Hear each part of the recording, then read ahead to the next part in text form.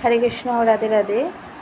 বেদের শাসন অনুযায়ী শত্রু 6 প্রকার। এখন আমি পড়ব গীতা। তো গীতাটা পড়ে শোনাচ্ছি আপনারা শুনুন। যে বিষ প্রয়োগ করে 1 নম্বর। 2 নম্বর হচ্ছে যে ঘরে আগুন লাগায়।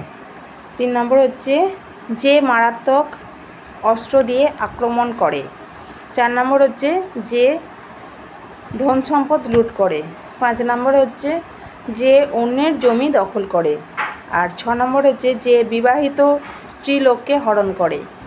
এই ধরনের আততায়ীতা অবিলম্বে হত্যা করা নির্দেশ শাস্ত্রে দেওয়া হয়েছে এবং এদের হত্যা করলে কোনো রকম পাপ হয় না। এই ধরনের শত্রুকে সমূলে বিনাশ করাটাই সাধারণ মানুষের পক্ষে স্বাভাবিক, কিন্তু অর্জুন সাধারণ মানুষ ছিলেন না। হরে কৃষ্ণ, রাধে রাধে।